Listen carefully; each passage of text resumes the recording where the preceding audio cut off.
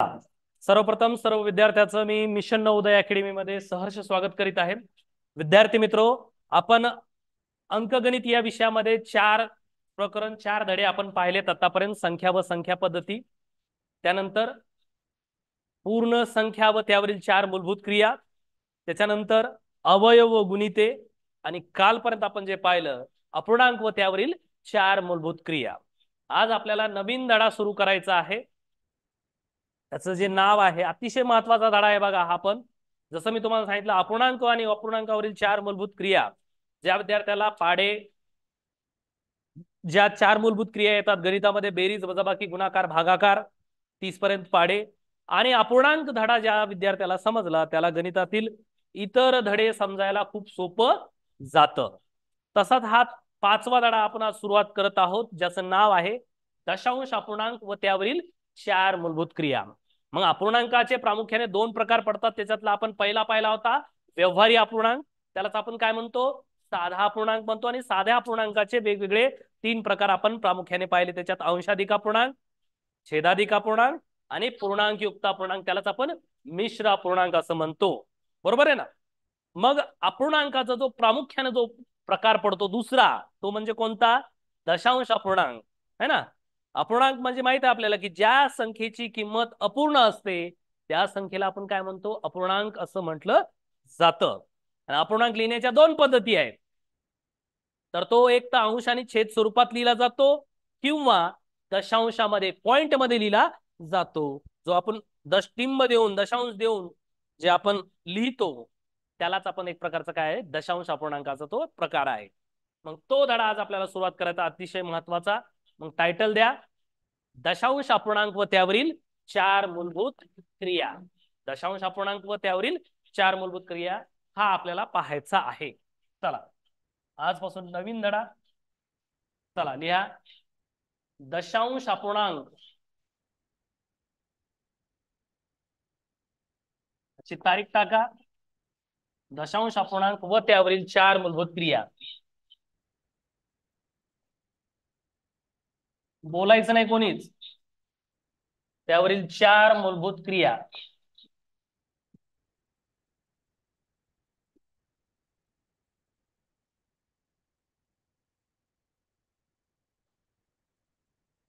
Okay, दशांश अपूर्णांक व त्यावरील 4 मूलभूत क्रिया। ठीक आहे, आता टायटल द्या। हा धडा नवीन पेजवर, नवीन ठिकाणी, नवीन सुरू करायचा तुम्ही। ठीक आहे, मग आता आता आपण त्या दिवशी पाहिलं की प्रत्येक धड्या नेमकं काय आहे, कसा काय काय आपल्याला यामध्ये शिकायचं आहे, या सर्व गोष्टीचा आज आपल्याला चर्चा करायची आहे। मुळात आज आपल्याला दशांश अपूर्णांक म्हणजे काय त्याची ओळख करून घेऊया, आणि त्यावरील 4 मूलभूत क्रिया तर तुम्हाला सर्वांना ठाऊक आहे, है ना। 4 मूलभूत क्रिया कोणकोणत्या असतात, बेरीज, वजाबाकी, गुणाकार आणि भागाकार। आता ह्या 4 मूलभूत क्रिया आपल्याला माहिती आहे, बेरीज, वजाबाकी, गुणाकार आणि भागाकार। जसं आपण पूर्ण संख्या म्हणजे पाहिलं, पूर्ण संख्या म्हणजे काय हे पाहिलं, आणि पूर्ण संख्येवरील 4 मूलभूत क्रियाही शिकलो आपण आतापर्यंत। म्हणजे शनिवारपर्यंत, मागच्या तासिकेपर्यंत आपण अपूर्णांक म्हणजे कोणता, व्यवहारी अपूर्णांकावरील 4 मूलभूत क्रिया शिकलो। कशा केल्या जातात बाबा, अंश छेद स्वरूपात असलेला अपूर्णांक त्याची बेरीज कशी केली जाते, वजाबाकी कशी केली जाते, गुणाकार कसा केला जातो, भागाकार कसा केला जातो, छेद सारखा असताना छेद सारखा नसताना, ह्या सर्व गोष्टी आपण अभ्यासलेल्या आहेत। त्याच मधला जो दशांश अपूर्णांक आहे आणि दशांश अपूर्णांकावरील ज्या ज्या 4 मूलभूत क्रिया आहेत, बेरीज, वजाबाकी, गुणाकार, भागाकार, आजपासून आपल्याला शिकायचं आहे। पहिल्यांदा दशांश अपूर्णांक म्हणजे काय हे पाहूया, आणि त्यानंतर 4 मूलभूत क्रिया आपल्याला पाहायच्या आहेत। सर्वांचं लक्ष स्क्रीनकडे असलं पाहिजे, अजिबात इकडे तिकडे जाऊ देऊ नका। ठीक आहे, जे कोणी विद्यार्थी राहिले असतील जॉईन व्हायचे त्यांनी फास्ट जॉईन व्हा। आता पहा, दशांश अपूर्णांक पहिल्यांदा समजून घेऊया। दशांश अपूर्णांक कशाला म्हटलं जातं, दशांश अपूर्णांक कशाला म्हटलं जातं, तर मुळात पहिल्यांदा आपल्याला जो स्क्रीनवर जो दिसतोय आपल्या धड्याचं नाव आहे दशांश अपूर्णांक व त्यावरील 4 मूलभूत क्रिया।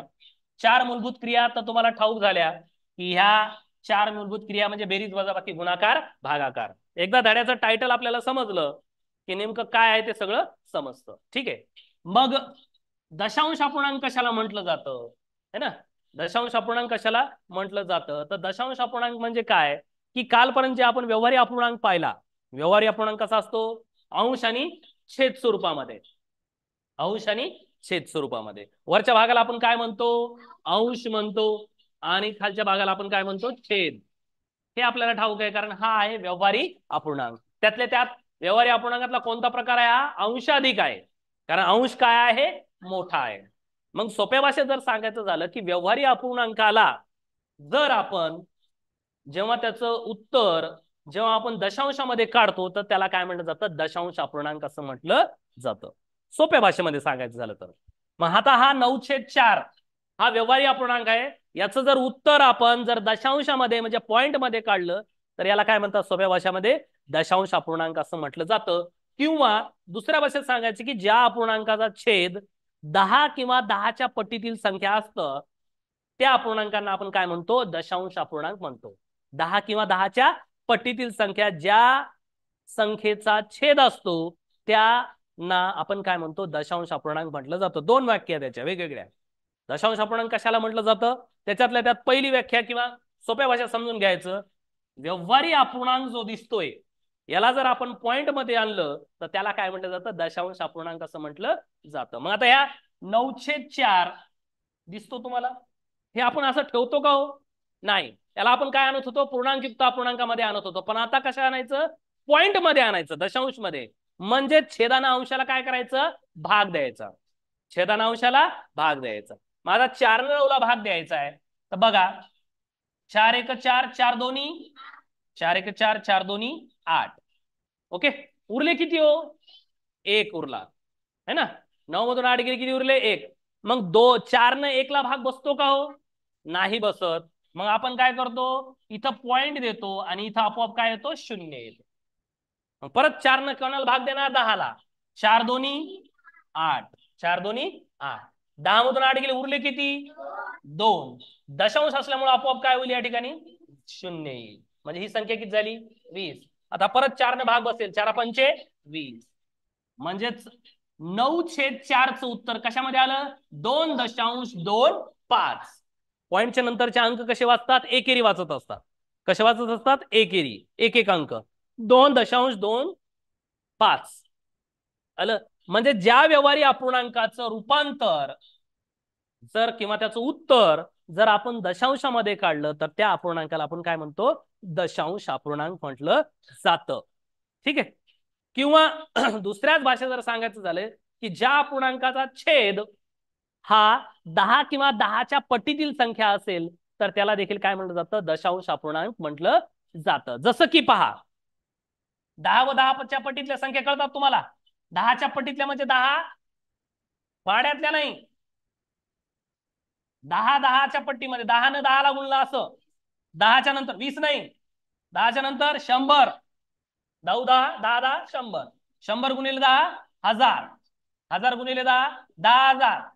म्हणजे ज्या संख्येचा छेद 10 किंवा 10च्या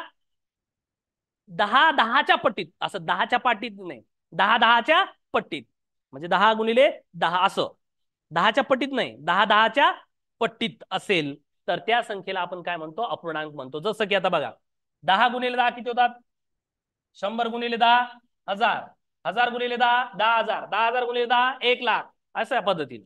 मग ज्या संख्येचा छेद हा असतो तर त्याला काय म्हटलं जातं, दशांश अपूर्णांक म्हटलं जातं. जसं की बघा 8/10, 8/10. आता 10 ना 8 ला भाग बसतंय, द्यायचा आहे, छेदामध्ये किती आहे, 10 आहे, बरोबर आहे. मग छेदामध्ये 10 असं तर सोप्या भाषेत आपण काय करतो, एक शून्य कट करतो आणि दशांश कोणीकडे सरकतो, डावीकडे. आता आपण पाहणार आहोत ते, म्हणजेच इथून दशांश कुठे येईल, इथं, म्हणजेच उत्तर काय येईल, 0.8.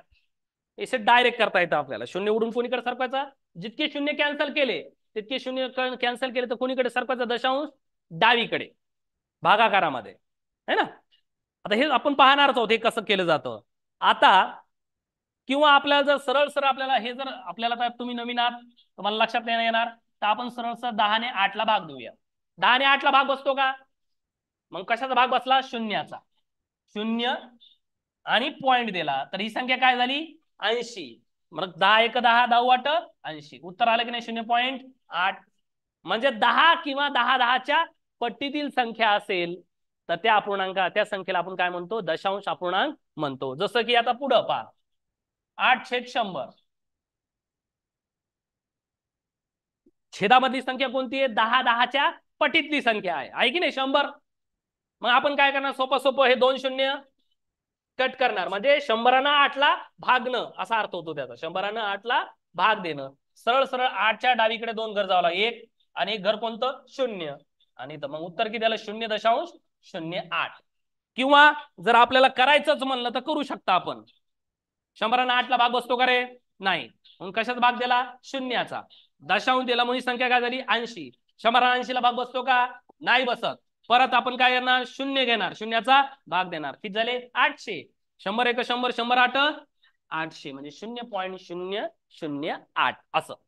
मग मी तुम्हाला हे सर्व गोष्टी का सांगत आहे, की आपल्या धड्याचं नाव आहे दशांश अपूर्णांक.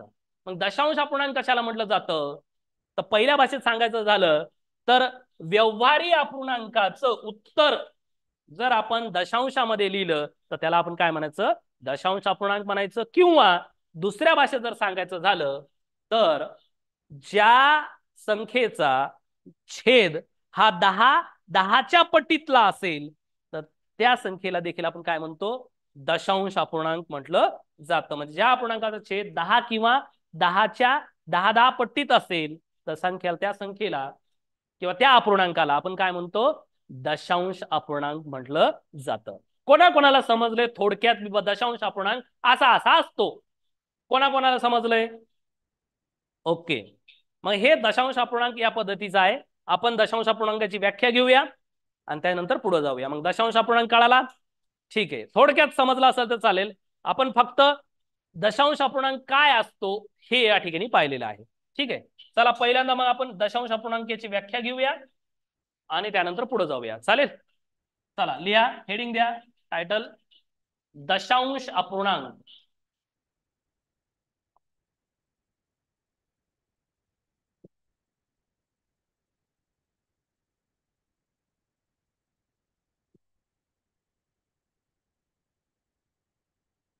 समजलं मग तुम्हाला दशांश अपूर्णांक कशाला म्हणतात ते, ठीक. चला दशांश अपूर्णांक म्हणजे काय लिहा, एखाद्या व्यवहारी अपूर्णांकाचे एखाद्या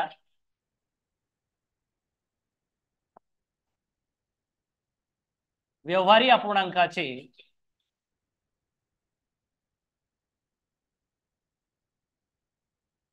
एखाद्या व्यवहारी अपूर्णांकाचे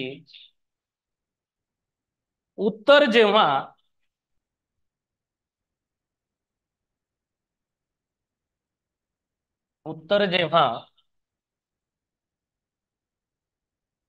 दशांशामध्ये, म्हणजे आपण पॉइंट मध्ये म्हणतो, दशांशामध्ये येते तेव्हा त्यास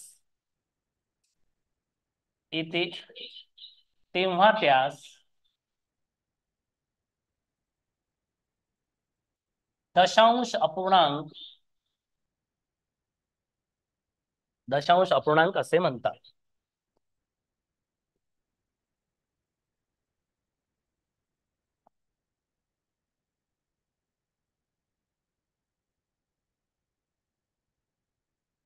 दशांश अपूर्णांक असे म्हणतात. उदाहरण जर पाहायचं तर आपण उदाहरण जसं घेतलं, उदाहरणार्थ 9/4 हा तुम्हाला दिसतो बघा व्यवहारी अपूर्णांक. हा व्यवहारी अपूर्णांक आहे. त्यातल्या त्यात कोणता अपूर्णांक आहे, हा अंशाधिक. हा व्यवहारी अपूर्णांक म्हणजेच आपण याला दुसऱ्या भाषेत साधा अपूर्णांक म्हणतो, बरोबर आहे ना. अपूर्णांक आहे. जर याचं उत्तर आपण जर पाहिलं, म्हणजेच 9/4 याला जर आपण पॉइंट मध्ये आणलं म्हणजे छेदानं याला भागलं, मग 4 न 9 ला भागायचं आपल्याला. जमेल ना सर्वांना भागाकार, हा. 4 न 9 ला भागितलं तर किती येतं, 4 1 4, 4 2 8, ठीक आहे. 4 1 4, 4 2 8, उरले किती, 1. 4 न 1 ला भाग बसतो का, नाही. म्हणून पॉइंट म्हणजेच काय दिला आपण, दशांश दिला. मग 1 च्या समोर काय येईल, आपोआप 0 येईल. मग 4 न 10 ला भाग, 4 2 8, उरले किती हो, 2. दशांश असल्यामुळे काय होईल इथं 20 होतील, 4 पंचे 20. म्हणजेच या ठिकाणी याचं उत्तर आलं पॉइंट मध्ये आपण तुमच्या दशांश अपूर्णांकच असं टायटल द्यायचं त्याला. ती एक पाहून घेऊया काय म्हणते. लिहा, ज्या अपूर्णांकाचे छेद ज्या अपूर्णांकाचा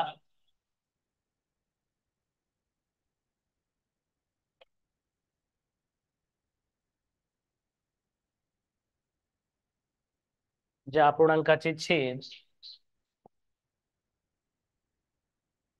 10 किंवा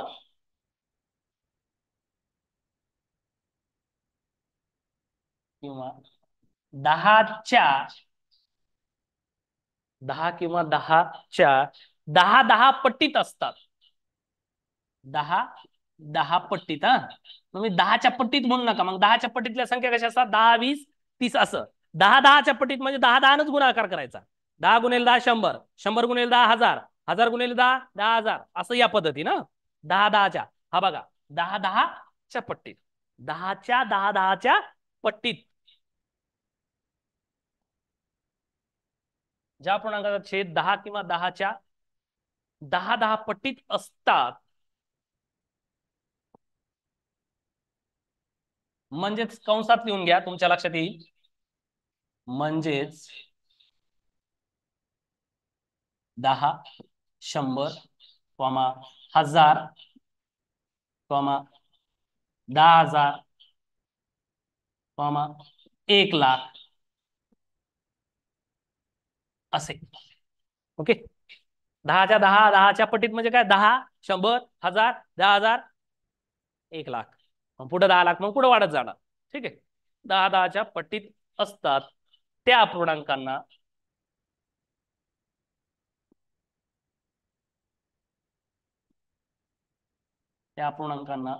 दशांश अपूर्णांक असे म्हणतात.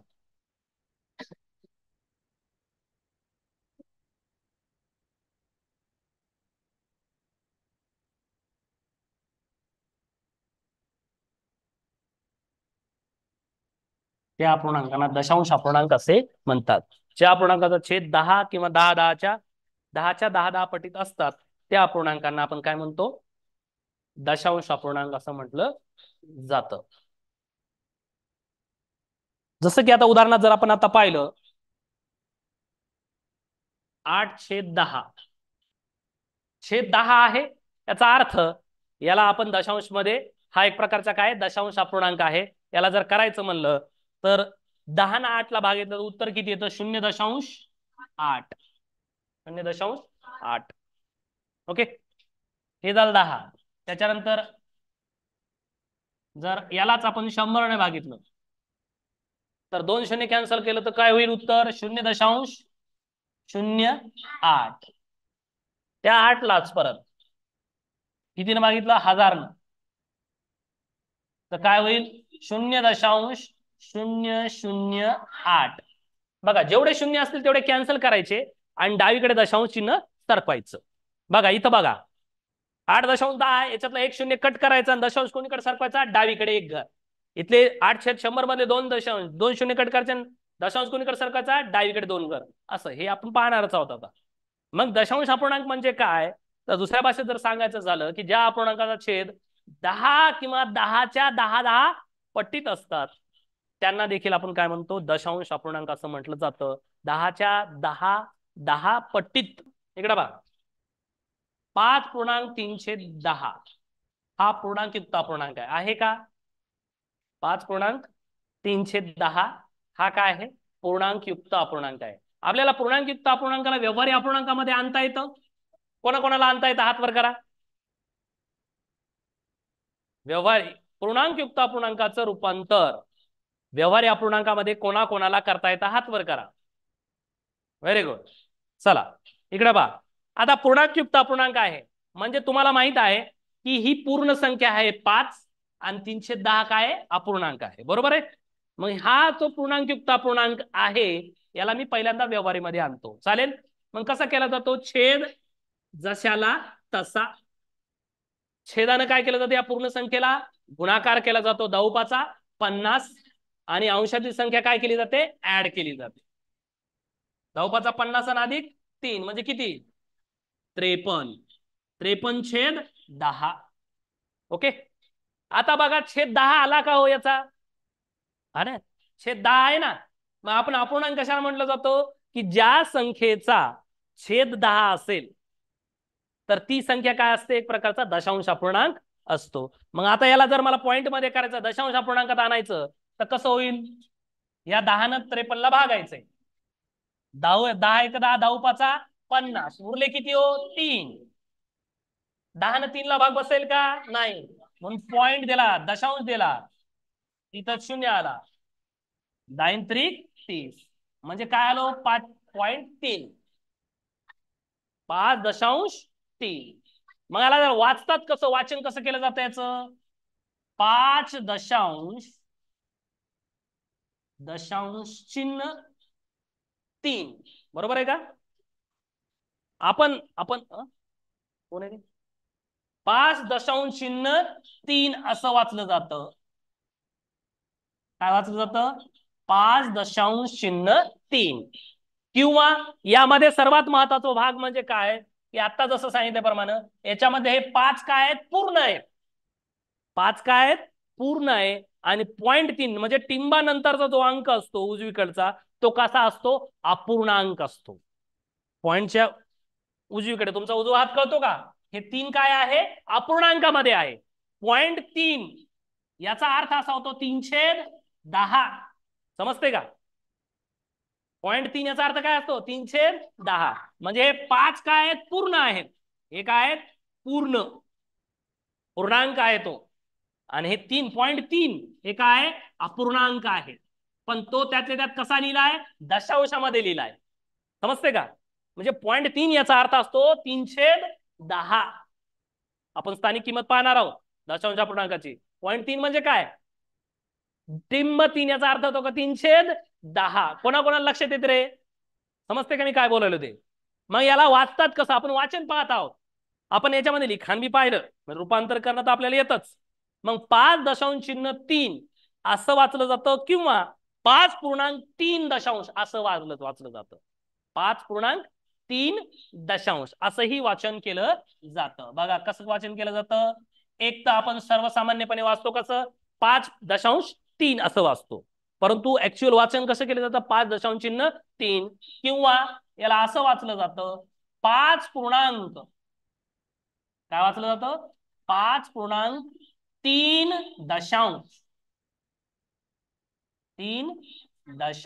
असंही वाचन केलं जातं. 5.3 असंही त्याचं वाचन केलं जातं. समजते मी काय बोलायलो ते? बघा 5.3/10 हा जो मिश्र अपूर्णांक आहे त्यालाच आपण काय म्हणतो? पूर्णांकयुक्त अपूर्णांक. याला पहिल्यांदा आपण व्यवहारी अपूर्णांकामध्ये आणलं. यालाच आपण साधा अपूर्णांक म्हणतो. व्यवहारीला काय म्हटलं जातं? साधा, सिंपल फ्रॅक्शन. मग याला आपण कशामध्ये आणलं? दशांश अपूर्णांकात आणलं. म्हणजे ते किती झाले? 5.3. सोप्या भाषेत आपण वाचताना जनरली वाचतो. मग याला वाचन कसं केलं जातं? 5.3 किंवा 5 पूर्णांक. हा पूर्णांक आहे. 5 काय आहे? पूर्ण आहे. आणि 3 कोणाला वाचन समजलं? आता हा पहा.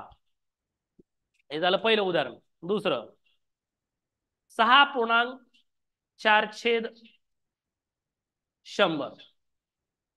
6.4/100 इकडे पहा आता. 6.4/100. बघा याला कशामध्ये आणायचं? पहिल्यांदा व्यवहारीमध्ये. 100 जशाला तसे. ठीक आहे. 100 ने 6ला गुणाकार करा की 600. 600 अधिक 4 मध्ये किती होतात? 604. ओके. आता याला दशांश मध्ये आणा म्हणजे 100 ने 600 ला भागायचं 604ला. 100 1 100 6 600. बरोबर आहे? हा. आणि पॉइंट आता किती उरले? 4. पॉइंट दिला 4ला भाग. पॉइंट दिल्यामुळे किती झाली? 40. आता 40ला भाग बसतो का? नाही. म्हणून कोणता भाग दिला? शून्याचा. मग 4 शाले साइन चौक 100 गुणिले 100 चौक 400. म्हणजे उत्तर किती आलं? 6.04. मग आपण याला कसं वाचणार? हे दुसरं 5.3 हे लक्षात ठेवू नका, आता हे एवढं विचारत नाहीत आपल्याला, फक्त एवढं. मग कसं होईल? 6.0 6.004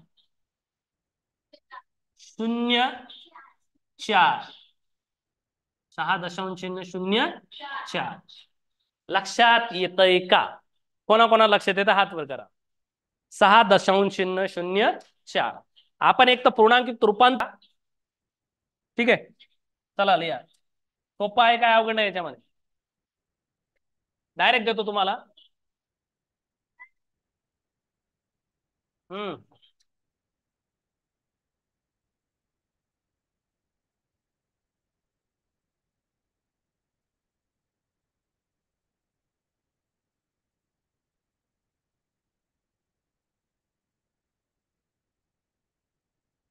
चला बघूया कोण सांगतंय ते. सोपं आहे, याच्यात काय अवघड नाही याच्यामध्ये. हा,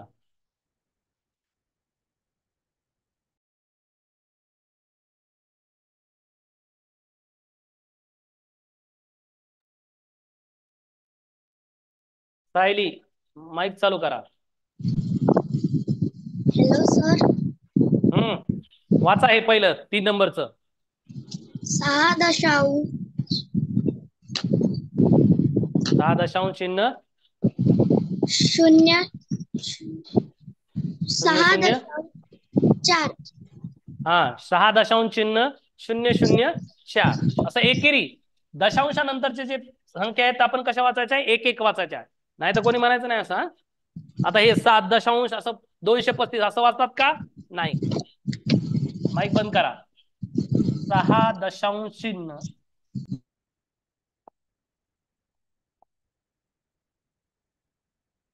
6.004.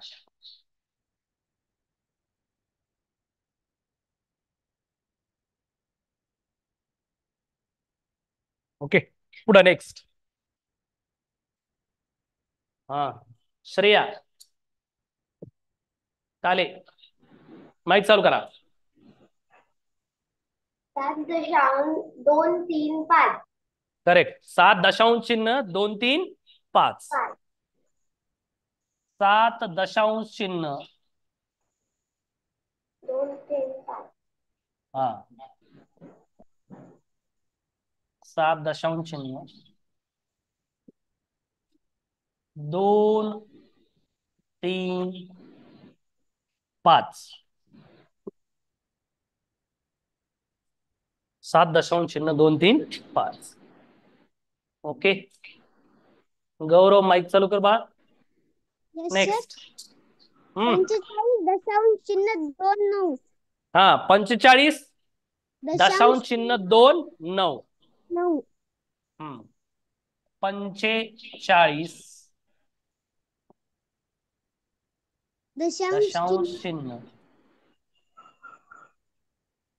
29. हा, 29. माईक बंद करा. ओके, लक्षात येतं. सोपं आहे, याच्यामध्ये काय अडचण नाही. हे बघा, फक्त सर्वात महत्वाची बाब म्हणजे काय, इकडे पहा. हा जो आहे 45 हा काय आहे? पूर्ण आहे, पूर्णांक म्हणतो आपण, है ना.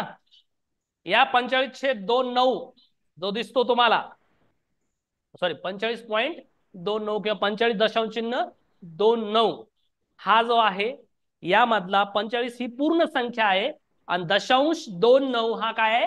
अपूर्णांक आहे. 0.29 काय आहे? अपूर्णांक आहे. लक्षात येतं का मी काय बोलायलो ते? ठीक आहे, याच्यामध्ये 7 ही पूर्ण संख्या आहे. 7 ही काय? पूर्ण संख्या आहे आणि 0.235 हा अपूर्णांक आहे. लक्षात. आणि 6 ही पूर्ण संख्या आणि पॉइंट म्हणजे दशांश चिन्ह 0.004 ही काय आहे? अपूर्णांक आहे. हे लक्षात ठेवा. जसं की आपल्याला हे सरळ सरळ दिसतं, है ना.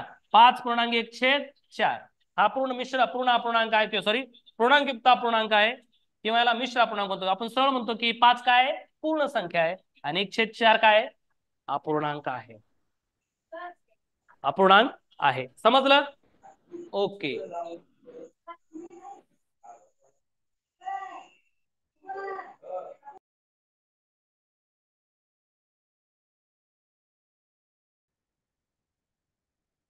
ब्याण्णव दशांश चिन्ह. सोपा आहे, याच्यात काय अवघड नाही. 92 दशांश चिन्ह 48. याच्यात अडचण आहे का काय? याच्यामध्ये सोपा आहे, याच्यात काही अडचण नाही. 43 तुम्ही लिहायच्या अंकामध्ये लिहिता येईल ना तुम्हाला. 43 दशांश चिन्ह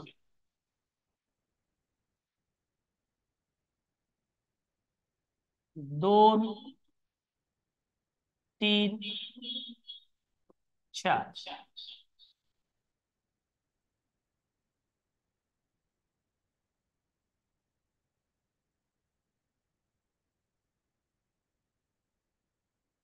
बासष्ट. आता काही इंग्लिश मिडियमच्या विद्यार्थ्यांना हे लक्षात येते का तुम्हाला? 62. हा, 62 दशांश चिन्ह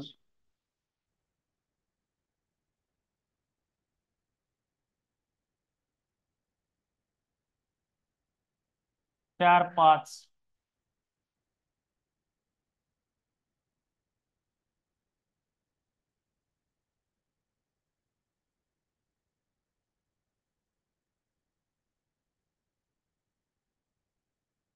93 दशांश चिन्ह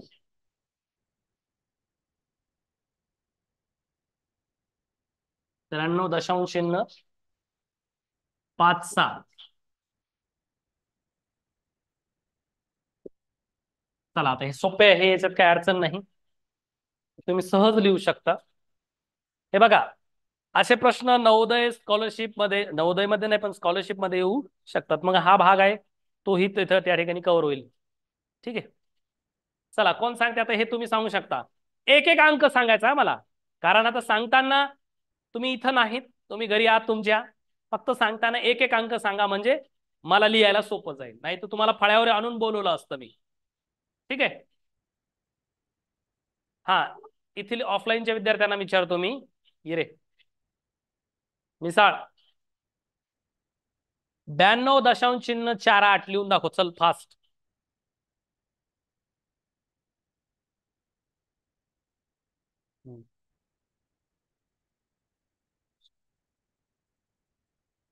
हम्म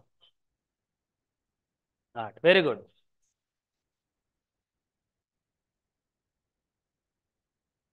हा, 92 दशांश चिन्ह 4 8. 92 दशांश चिन्ह 4 8. हा, पुढचं 43 दशांश चिन्ह 2 3 4.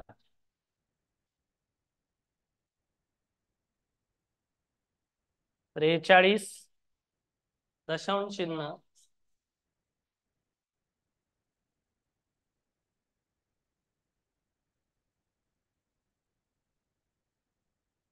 2 3. आता कसं हाताने लिहिते का? हा, चालते. थांब 1 मिनिट.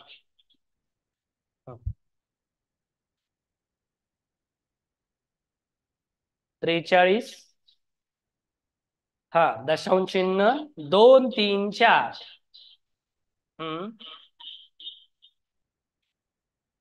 Very good. 43 दशांश चिन्ह 2 3 4.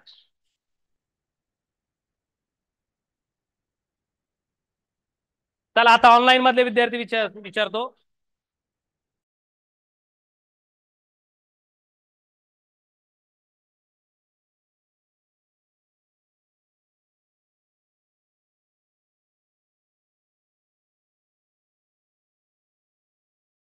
नेक्स्ट पहा, 62 दशांश चिन्ह 4 5.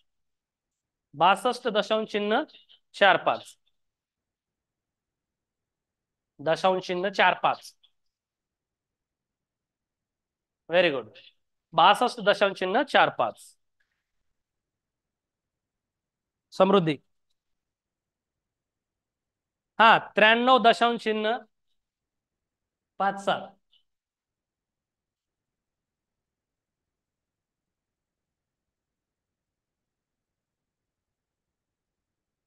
लेखन सोपं आहे अतिशय, त्याच्यात काही अडचण नाही. ठीक आहे. हा चला, कोणाकोणाचं आलतं, कोणाकोणाला समजले वाचन लेखन कसं केलं जातं, है ना, वाचन कसं केलं जातं हेही आपल्याला लक्षात आलं पाहिजे. ठीक आहे.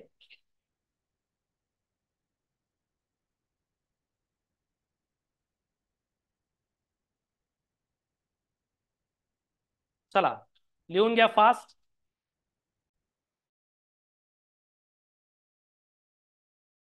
पूर्ण संख्या व त्यावरील 4 मूलभूत क्रिया जेव्हा आपण शिकत होतो त्यावेळेस पूर्ण संख्येच्या स्थानिक किंमत पाहिली होती ना, पाहिली होती की नव्हती पाहिली? हा, मग स्थानिक किंमत म्हणजे दिलेल्या अंकावरून, अंकाच्या स्थानावरून जी ठरते तिला आपण काय म्हणतो, स्थानिक किंमत असं म्हटलं जातं. जसं आपण पूर्ण संख्या जेव्हा पाहिल्या, इकडे बारे पाठीमागचे, जेव्हा आपण पूर्ण संख्या पाहिल्या तर बघा इकडे बघा, सोपं उदाहरण घेतो, समजून घ्या आणि त्यानंतर लिहा. पहा हे बघा 754 कळतं का? हा, आता याच ठिकाणी जर मी तुम्हाला असा प्रश्न विचारला की दशांश चिन्ह कुठं आहे बाबा, तर कोण सांगेल कुठं आहे? हा सांग बाळा, कुठे आहे? 4च्या पलीकडे म्हणजेच उजवीकडे, बरोबर आहे ना. शेवटी कोणतीही संख्या असेल पूर्ण संख्या, त्या पूर्ण संख्येच्या शेवटचा अंक जो असतो त्याच्या उजवीकडे दशांश चिन्ह लपलेलं असतं, है की नाही. म्हणजे मी असं 754 ला असं लिहू शकतो का रे, 754.00 लिहू शकतो ना. 700 शून्य कितीही शून्य दिले काही फरक पडतो का? नाही, त्याची किंमत तेवढीच राहणार, किती? 754च. मग मी काय म्हणलो, सोपा भाषेत प्रश्न असा विचारला होता की बाबा हे 754 पूर्ण संख्या दिसते, हा काय अपूर्णांक नाहीये. मग पूर्ण संख्येच्या दशांश चिन्ह कुठं असतो, तर उजवीकडे, म्हणजे आपला उजवा हात कळतो ना, शेवटी एकक स्थानाच्या उजवीकडे असतो, असतो ना. मग या संख्येची आपण स्थानिक किंमत पाहिली की नाही? पाहिली. कारण हा 4 कोणत्या स्थानी आहे? एकक स्थानावर. 5 कोणत्या स्थानावर आहे? दशक स्थानावर. 7 कोणत्या स्थानावर आहे? शतक स्थानावर. याची स्थानिक किंमत आपण पाहिली होती. ठीक आहे. मग हे 4 जे आहे, हा एकक स्थानी आहे म्हणजे 4 गुणिले 1 म्हणजेच किती हो, याची स्थानिक किंमत 4. हे 5 हे दशक स्थानावर आहेत म्हणजेच 5 गुणिले 10 म्हणजे किती हो, 50. म्हणजे या 5 ची स्थानिक किंमत किती झाली? 50. हा 7 हे कोणत्या स्थानावर आहेत? शतक स्थानावर, म्हणजे 7 गुणिले 100 म्हणजे याची स्थानिक किंमत किती? 700. हे आपल्याला माहित होतं. हे कोणाकोणाला माहित आहे? कोणाकोणाला माहित आहे असं विचारलं मी, हात खाली करा. इथपर्यंत आपल्याला माहित होतं किंवा माहित आहे. आता दशांशा नंतरच्या अंकाची देखील काय असते? स्थानिक किंमत असते. दशांशानंतरच्या अंकाची देखील काय असते? स्थानिक किंमत. आता ती संख्या मी अशी लिहितो बघा, इकडे बघा, 754.312 एवढी मोठी संख्या आहे. 754.312. पण आता 754 इकडचं तर माहित आहे तुम्हाला. आता हा पॉइंट ऍज इट इज लिहितो, पॉइंट 312 पहिल्यांदा समजून घ्या. ठीक आहे.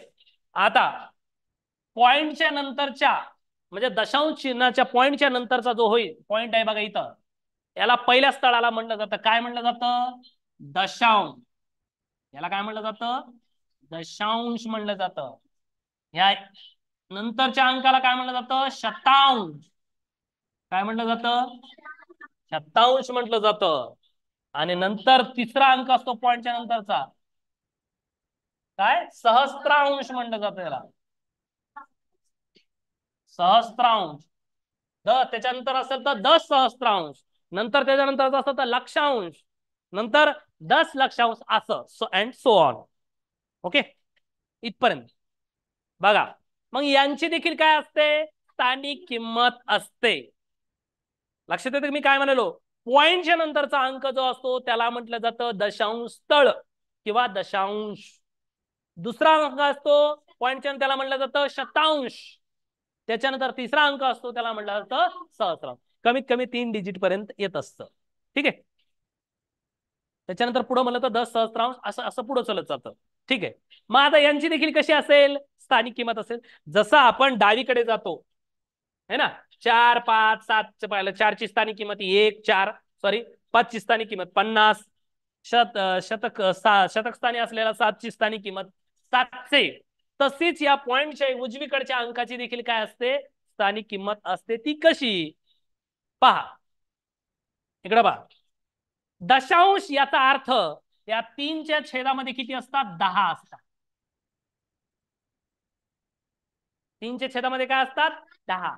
म्हणजेच याला जर पॉइंट मध्ये करायचं 10 न काय होईल? 0.3.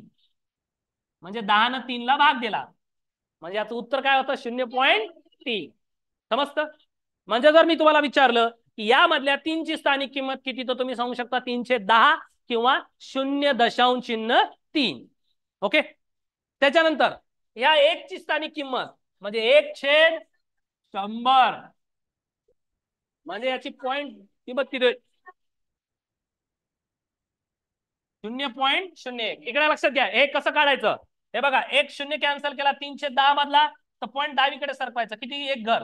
इथले 2 0 कॅन्सल केले, दशांश कोणीकडे सरकायचा? डावीकडे 2 घर म्हणजे 0.01. जर तुम्हाला प्रश्न विचारला की या 1 ची स्थानिक किंमत दिलेली संख्या आहे 754.312 मधील 1 या अंकाची स्थानिक किंमत किती, तर ती किती? 1/100 म्हणजेच किती हो? 0.01. समजतं? पुढं 2 या संख्येची जर आपल्याला स्थानिक किंमत काढायची म्हणजे सहस्त्रांश म्हणतात त्याला. तो 2 अंक हा कोणत्या स्थळी आहे? सहस्त्रांश स्थळी आहे, ठिकाणी आहे. म्हणजे 2/1000. 2/1000. मग आता मला 3 0 कट करायचे आणि दशांश कोणीकडे सरकेल? डावीकडे 3 घर म्हणजे 0.0002. समजते? कोणाकोणाला समजलं हात वर करा. नाही समजलं असेल तर परत समजेल, काही काळजी करू नका. ज्यांना समजलं त्यांनी हात वर करा. ठीक आहे. मग आपण पहिली संख्या पाहिली 754 पॉइंट म्हणजे दशांश 312. याचं आपण तुम्हाला स्थानिक किंमत कशी असते, कोणता अंक कोणत्या स्थानावर असतो हे समजून सांगण्याचा प्रयत्न केला. परत एकदा पहा. परत एकदा पहा. नंतर मी तुम्हाला प्रश्न विचारल्यावर तुम्हाला सांगता आलं पाहिजे. बघा तुमच्या स्क्रीनवर दिसतो बघा एक संख्या दिसते 754.312 है ना. मग यातल्या प्रत्येक अंकाची आपण स्थानिक किंमत पाहिली. तुमच्या लक्षात आलं असेल की जेव्हा आपण पॉइंटच्या डावीकडे जातो तेव्हा त्या संख्येला गुणाकार केलेला दिसतो का रे? हा. आणि पॉइंटच्या उजवीकडे जेव्हा जातो तेव्हा तुम्हाला भागाकार दिसतो का रे? कोणाकोणाला दिसतो? डोळे आहेत ना तुम्हाला? हा. समजते ना? इकडे काय केलाय? उजवीकडे भागाकार आणि डावीकडे गुणाकार. बघा पण गुणाकार करताना भागाकार करताना 10च्या पटीतल्याच संख्या आहेत बघा. या एकक स्थानचा अंक सोडून द्या. हे 10 100 1000 आहे की नाही? इकडं आपण डावीकडे जातो तसंच इकडे 10 100 1000 याच पद्धत 10 10च्या पट्टीत. समजतं का मी काय बोलायलो ते? इकडे 10 10च्या पट्टीनं गुणलं जातं आणि इकडे 10 10च्या पट्टीनं भागितलं जातं. 10 10च्या पट्टीतल्या संख्येनं भागाकार केला जातो. पहिलं लक्षात आलं. दुसरी गोष्ट आता जसं 754 हा 4 हा एकक स्थानी आहे म्हणजे याची स्थानिक किंमत किती? 4. 5 हा दशक स्थानी आहे म्हणजे स्थानिक किंमत किती? 50. 7 हा शतक स्थानी म्हणजे 100 गुणिले स्थानिक किंमत 100. तसंच उजवीकडील अंकाचा म्हणजे पॉइंटच्या नंतरच्या अंकाची देखील स्थानिक किंमत असते. दशांश चिन्हानंतरचा पहिला जो अंक असतो त्याला म्हणतात दशांश स्थळ.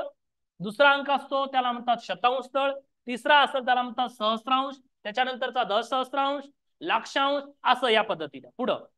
मग 3 या म्हणजेच 0.3 याचा अर्थ होतो 3/10 म्हणजेच याला म्हणतात 0.3. 1 हा शतांश स्थळी आहे म्हणजेच 1/100 म्हणजेच 0.01. आणि 2 हा सहस्रांश स्थळी आहे म्हणजे 2/1000 म्हणजेच 0.002. समजलं का? कोणाकोणाला समजलंय हात वर करा. चला लिहून घ्या हे.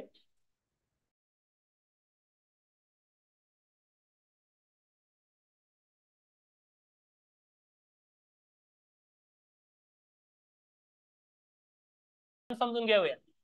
एक पा नंबर 2 437.143.4. हा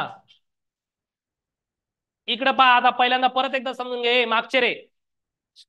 इकडं पहा, लिहायचं नाही अजिबात कोणीच. मी प्रत्येक या दिलेल्या संख्येमधील प्रत्येक संख्येचं आपण स्थानिक किंमत पाहूया. दशांश अपूर्णांकाची स्थानिक किंमत आपण पाहत आहोत. त्याच्यातल्या पूर्ण संख्येची पाहणार आणि दशांश चिन्हाच्या नंतरच्या संख्येची देखील आपण स्थानिक किंमत पाहणार. आता प्रश्न असे वेगवेगळे येतात. इथं आपण प्रत्येक अंकाची स्थानिक किंमत पाहूया. चालेल? तबा तुम्हाला दिसणारी संख्या आहे 437.143.4 असं याचं वाचन करतो आपण. यामध्ये तुम्हाला माहित आहे की 437 ही काय आहे? पूर्ण संख्या आहे. काय आहे? पूर्ण संख्या, म्हणजे पूर्णांक म्हणतो आपण याला, है ना. आणि हा पॉइंट 1434 हा एक प्रकारचा काय अपूर्णांक आहे. काय आहे? अपूर्णांक आहे. हा पूर्णांक आहे आणि हा अपूर्णांक आहे. कोणाकोणाला समजलंय हात वर करा.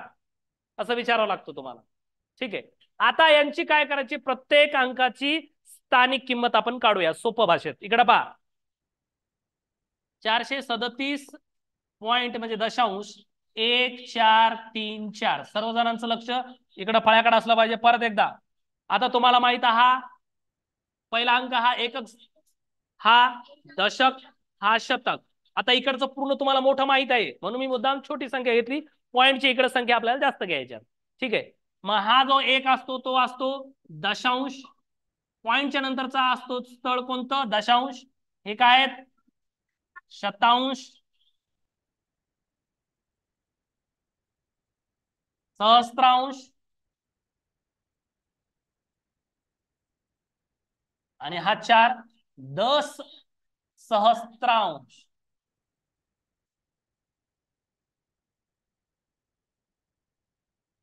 ओके, इथपर्यंत आलं का सर्वांचं? समजते? आता याची स्थानिक किंमत आपण काढूया. ती कशी पहा. हे सोपं आहे बघा. एकक स्थानचा अंक आहे 7 गुणिले 1 म्हणजे किती? 7. पहिल्यांदा समजून घ्या नंतर लिहा. हे 3 दशक स्थानी आहेत म्हणजे 3 गुणिले 10 म्हणजेच 30. याची स्थानिक किंमत किती आहे? 30. हे 4 शतक स्थानी आहेत. 4 गुणिले 100 म्हणजे 400. याची स्थानिक किंमत 400. ओके, हे आपल्याला माहित आहे. आता पॉइंटच्या नंतरचे खास करून आपल्याला समजून घ्यायचंय. सगळ्यांचं लक्ष स्क्रीनकड फळ्याकड असलं पाहिजे. ठीक आहे. पहा, हा दशांश चिन्ह आहे. याचा पहिला अंक दशांश स्थळ. याचा स्थानिक किंमत काढायची तर 1/10 काय असते? 10 असते. म्हणजे ज्याला आपण काय म्हणतो? 0.1. ओके, हे 4 हा कोणत्या स्थळी आहे? शतांश. म्हणजे 4/100 म्हणजे 0.04. ओके. 3 हा सहस्त्रांश स्थळी आहे म्हणजे 3/1000 म्हणजेच किती होईल? 0.003. म्हणजे सोपं लक्षात ठेवा. 3 शून्य कट करणे म्हणजे दशांश चिन्ह कोणीकडे सरकणे? डावीकडे. म्हणजे बघा, हे बघा सोपं तुम्हाला समजत यासाठी. 3/1000 म्हणजे हे 3 शून्य कट करायचे. 1 2 3. हे 3 लिहिले अंक. एक पहिला अंक 1 2 3 आणि इथं पॉईंट येणार म्हणजे 0.003 असं. ठीक आहे. पुढे आता 10 सहस्त्रांश 4.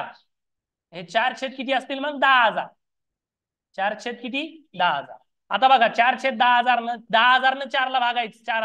4 ला भागायचं म्हणजे 1 2 3 4. किती किती घरं सरकावं लागतील डावीकडे? 4 घरं. म्हणजे काय होईल? हे 4 पहिला अंक 1 2 3 4 इथं येईल म्हणजे 0.0004. म्हणजे याचं स्थानिक किंमत येते 0.0004. कोणाला समजलंय हात वर करा. ठीक आहे. चला हे लिहून घ्या फास्ट.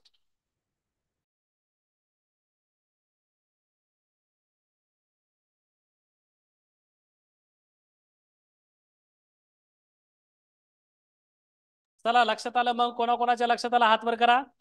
आज आपण दशांश अपूर्णांक व त्यावरील 4 मूलभूत क्रिया हा धडा सुरू केला होता. यामध्ये पहिल्यांदा आपण दशांश अपूर्णांक कशाला म्हटलं जातं हा भाग पाहिला, की दशांश अपूर्णांक म्हणजे काय, की व्यवहारी अपूर्णांकाला जर आपण त्याचं उत्तर जर पॉइंट मध्ये आणलं, दशांशामध्ये आणलं, तर त्याला आपण दशांश अपूर्णांक म्हणतो. किंवा दुसऱ्या भाषेत जर सांगायचं झालं तर ज्या अपूर्णांकाचा छेद 10 किंवा 10च्या 10 पटीत असेल तर त्या अपूर्णांकाला आपण काय म्हणतो, दशांश अपूर्णांक असं म्हटलं जातं.